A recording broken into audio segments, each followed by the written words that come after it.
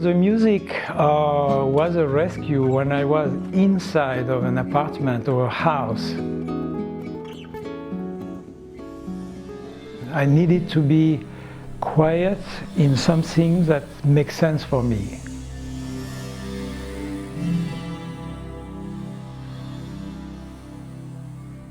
At first, I think the music was going in the same sense of the admiration that I have for the star and for the infinity, for the sky, for the sea. I was going to a kind of secret world that fed me. And I start to kind of meditate naturally. I start to hear what I know now, being the music of the sphere. One night I heard very clearly a whole orchestration. It was a human voice of a woman, very, very sharp, very high on the left, the chord, and on the right, it was super high flute, and the chord was, I was probably, I did not see if I was levitating, but it lifted me up.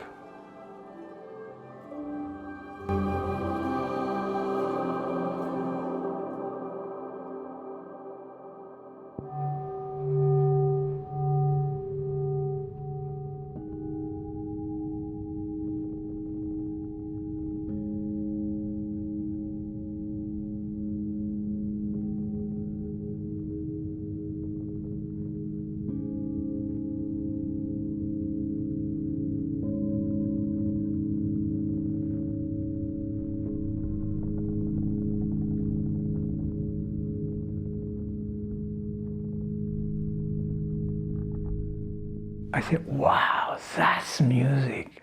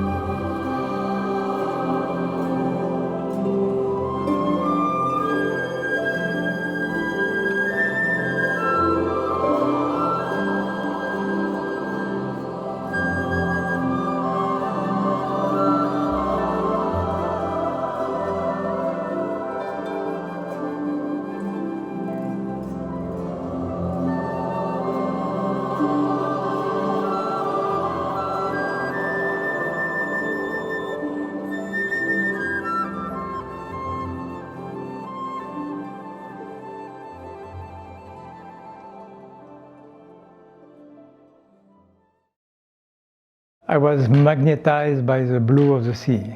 That was my magnet. I was hypnotized. And when I was in front of the sea or in the harbor or sitting on the beach, hearing le flux et le reflux des vagues, the sound of the wave coming and going, suddenly I was quiet.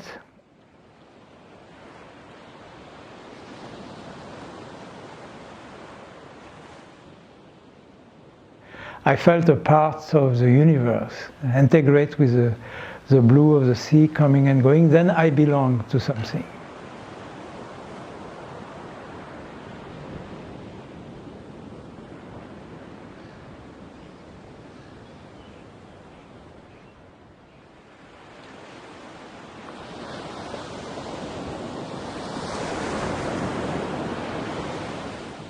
My father never taught me music. I was naturally gifted with a good ear so I can play music, but I hated to have a teacher. I hated school. So I needed to learn on my own, and I continue. I took one course, and I told her, can you play it one time? I want to hear it, and I closed my eyes.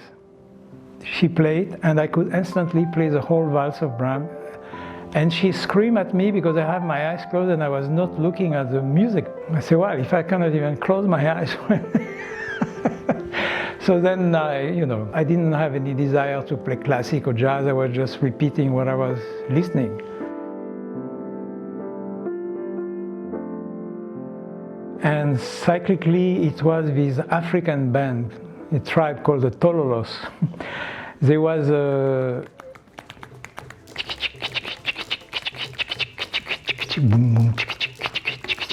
they have metal instruments, very strange, and some of darbuka, drum, and they was in trance. And they have such a tempo, of course they was African. And so that's completely marked me. I love this rhythm with the background of my aunt playing Ravel or my father playing jazz, and I was there. So that was the teaching. If I needed a teacher, I have it in the street. So the music was really entering completely my subtle anatomy, my spiritual anatomy, but also my physical body, my physical anatomy. And it's not by chance. I think that later I created the Academy of Sound, Color and Movement, because it was not only in my blood, but in my bone, in my flesh, in my aura. I was just breathing music. Everything was music.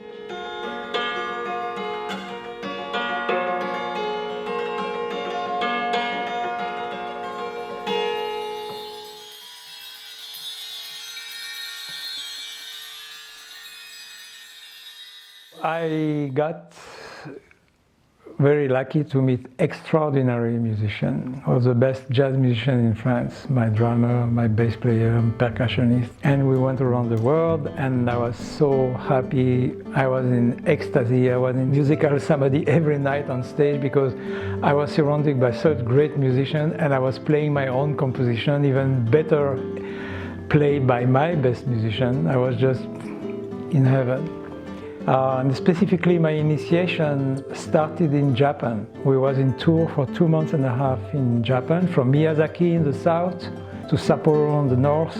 And at this time, it was 1974, people did not clap hands after each piece. They clapped hands at the end of the concert. They were so respectful. We did not know that. Long last chord, and people look at you.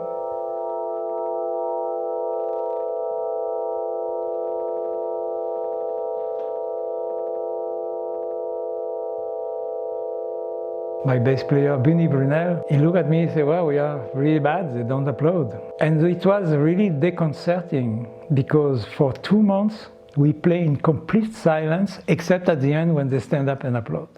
So it changed completely the way of playing. You play for a silent audience. At the beginning it's scary. It took me 3 or 4 days to figure out, okay, when they don't applaud, it's better to start with this piece. So it completely changed the order of the tune we was playing.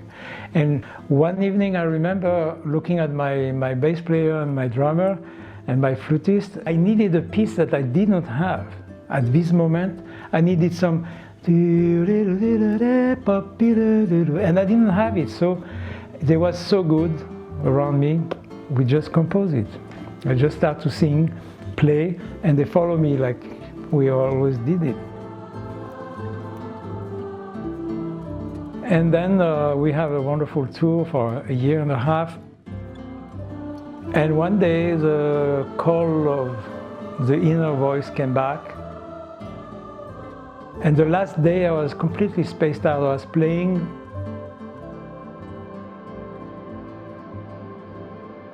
And the guy came in the lodge.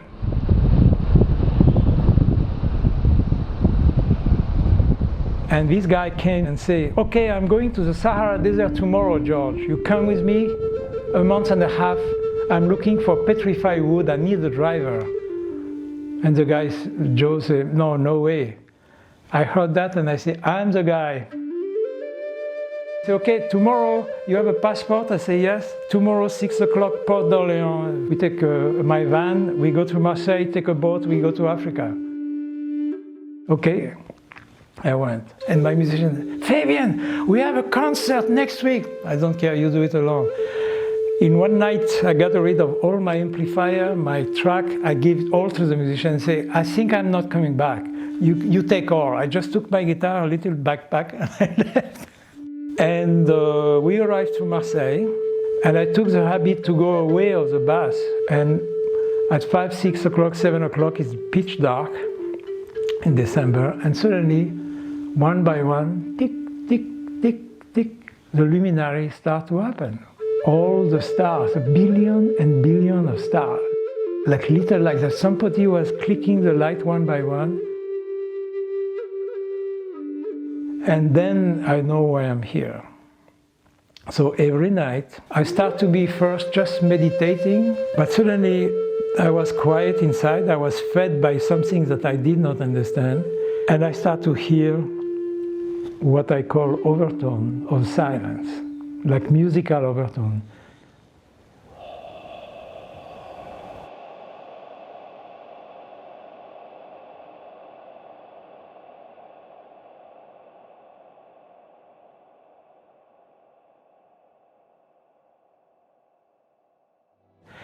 It was the singing, the song of the star. And it was so nourishing. I said, well, that's what I was looking for. I was looking for space and music.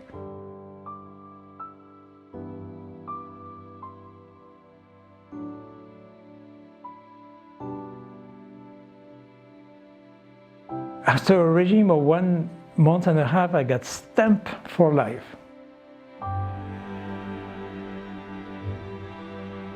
After that, I told my musician, you know, I think this is it. I'm withdrawing to a space that I don't know, but I have to do something else. I went to a little hibernation in my little room in Paris. My parents called me in Nice. They was living in the south of France because my father wanted to see me. And I went down, and 3 days after he died. And it was the first time I meet death.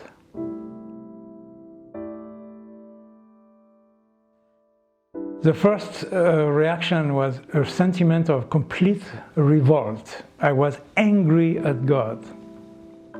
And I was kind of in a sort of trance because I was coming from a wonderful trance of the desert, and suddenly I was entranced by the shock of losing my dad. And so this catapulted me to a different level of consciousness that I ignore completely. I was exploring a space unknown. I didn't know the language. But inside of me, I needed to move to another step, and I needed to understand what happened. I met a guy called Lou Bonheur, who had seen me a month before all that happened. I had still a little concert, and I was singing a song I created called Kit Kit Sai, which is a story of a bluebird. And this guy came at the end of the concert and said, you know, we saw your bluebird, we saw your Kit Kit Sai. And he said, I think we can help you.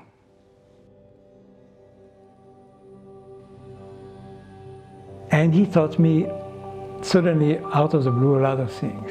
From this point I met Boris de Bardot, who became my first acupuncture teacher. I met Nakadono, I met all these people. It's like my parkour, my road was mapped minute by the people, the books, and the teaching that I needed to know to continue.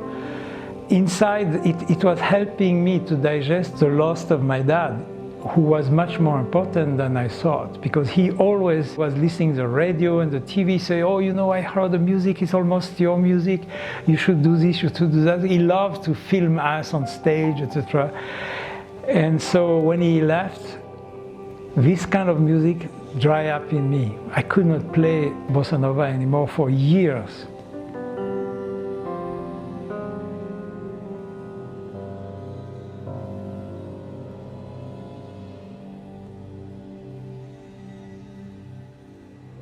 So the music was still here, but suddenly it took the form of healing, because I have to heal my pain or myself.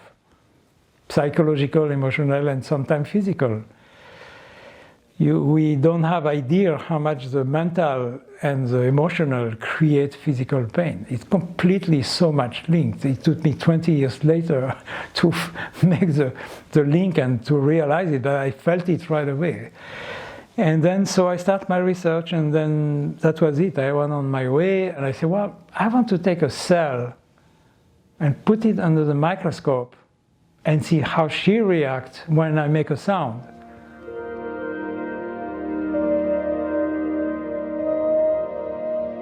And I was doing sound through the cell, and the biologist that helped me, Hélène Grimal, she was a biologist of the CNRS, National Center of Research, the top research in France. And she was the only one biologist who will accept to do this experiment, because all biologists that I met say, oh, you are crazy. You want to know if cell records sound, forget it. For a year and a half we did every night from 1 a.m. to 5 a.m. when the metro stopped, no underground vibration, we could make the sound in silence and take picture. And I realized how much influence has a small, tiny sound less than 20 decibel overtone on the cell.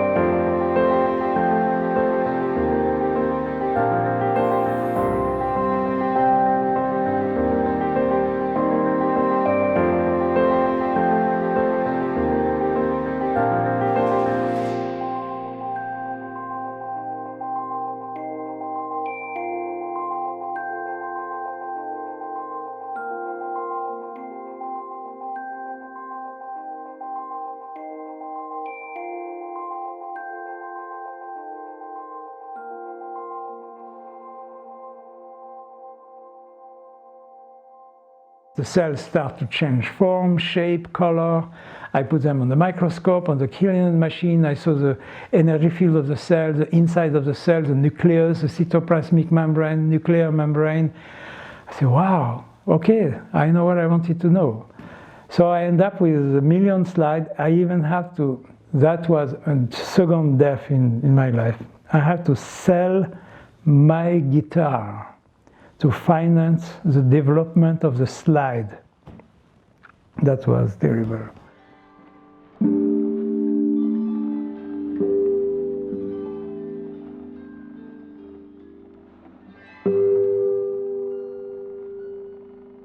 And then I finished my research, a year and a half with Hélène Grimal.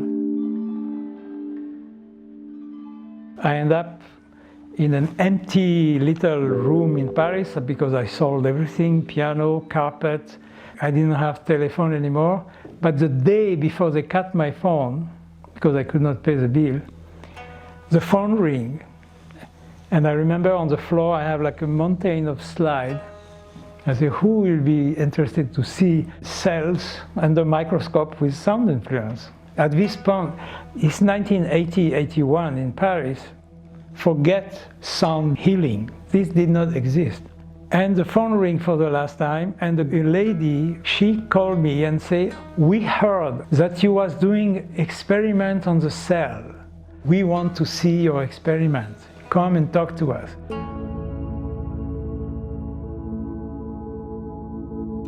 I show up in a nice sort of center, everybody in white. I never wear white in my life. I was always in blue like all the musicians. And there was in lotus. And I didn't want to enter. I said, why do you want me to speak to these people? What do I say? And I show them the slide and I start to speak. I say, well, I'm a musician and I think I heard the sound of the star in the desert and I have the idea to do a cells experiment. And that's all I had to say. And then somebody heard that I was teaching in the yoga class. So 3 towns called me every month for 6 months to just talk about this. I did not really know what to talk about.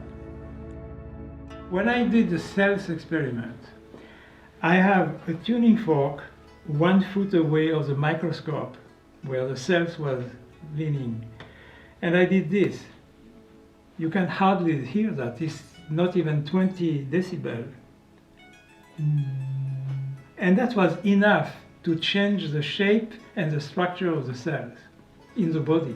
The healing secret of the sound is not in the pitch itself, it's not in the sound, it's in the overtones. So you have to choose tuning fork and instrument that produce overtone. The gong are way too low. Take you down, that's why people fall asleep. It's relaxing at first. Yeah, if you are a banker and you are always with 5 telephones, a gong will relax your mind. But if you want to do proper and precise work, forget. You have to do the right pitch with the right point on the right place of the body.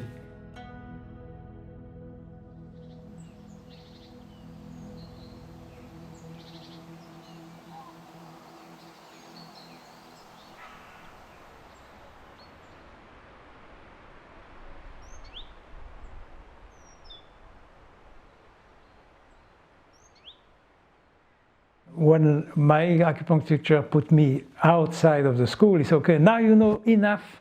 You have been my assistant for 1.5 years, you did 3 years course, you go and heal people. I say, heal who? He slams the door and I end up outside with a little backpack and my guitar. He said, go open a practice. Open a practice, okay?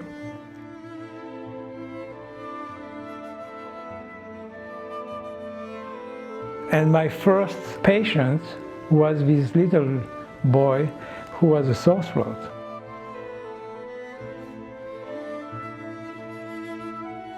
And this little boy was terrorized by the needle, and I said, well, for sore throat, I have to pick here and here. I don't want to do that.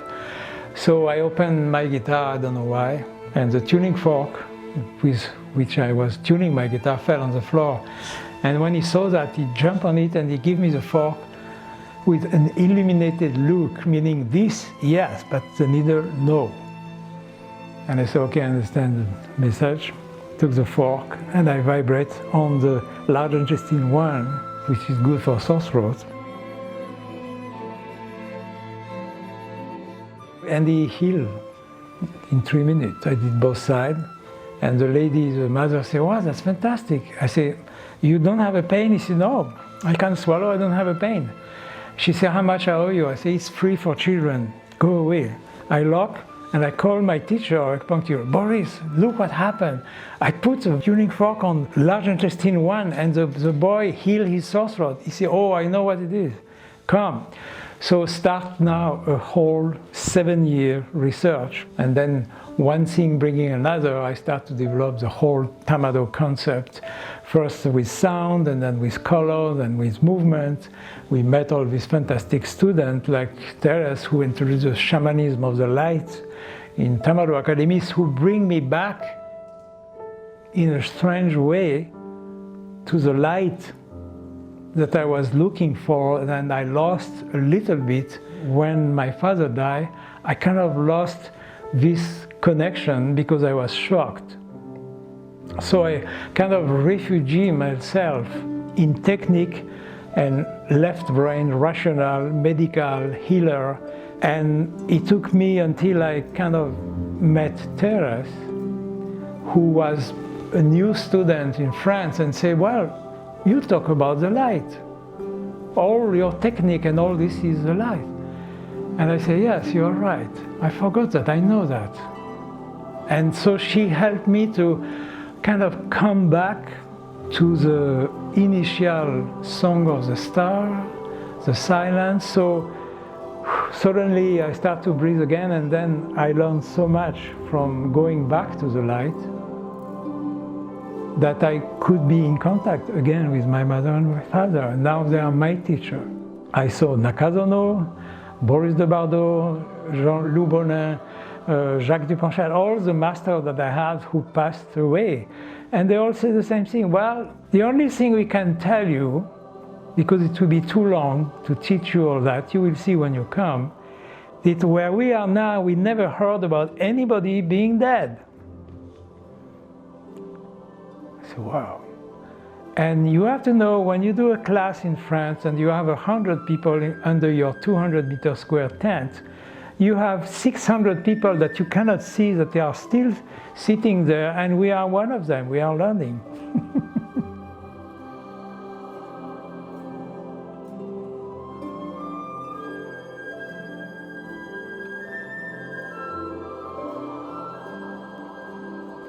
And then suddenly I received the message, okay, we give you the program of the academy, you have to teach. Your mission is to transmit the light.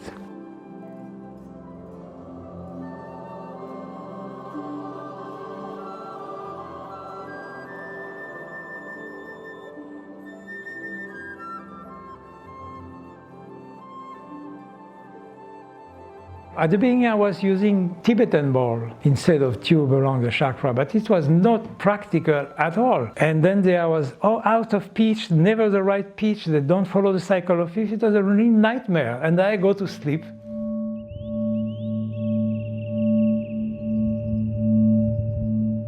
And I dream about perfect sounding tube in perfect pitch, hanging above the people.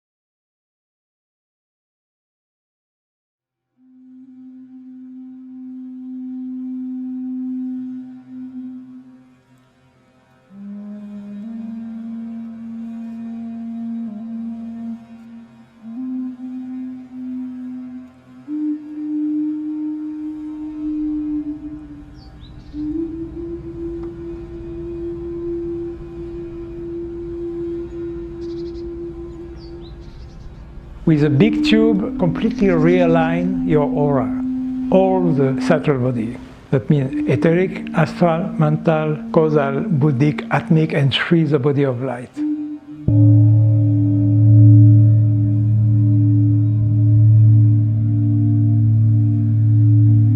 There is such a spectrum. They produce extremely low sound, infrasound. Infrasound produce extremely high overtone.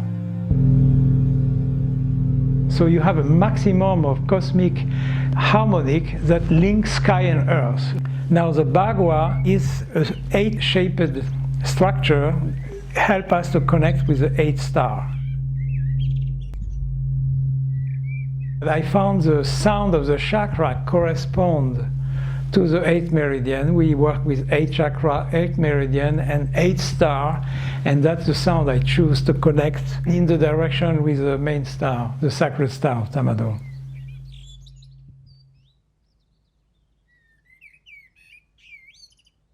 The healing part of the sound appears in the silence between two sounds.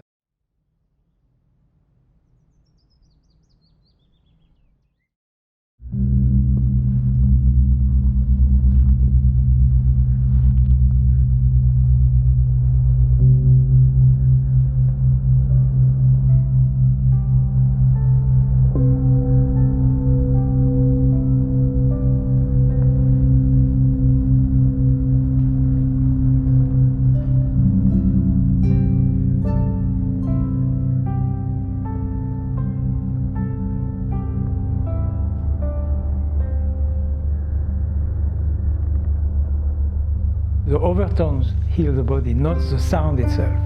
It's not striking something, it's after the strike, the wave of sound that comes slowly through your anatomy, subtle body, chakra, endocrine system, meridian, and finally organ.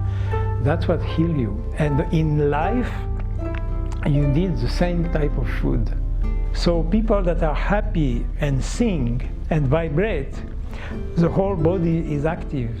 You start to decay and die when one molecule stops, another molecule stops, another molecule stops. When all the 100,000 molecules stop, you are kaput. The people that sing and vibrate and use sound, color, and movement, of course they have a chance to have a more happy life. So the disease comes from the lack of vibration.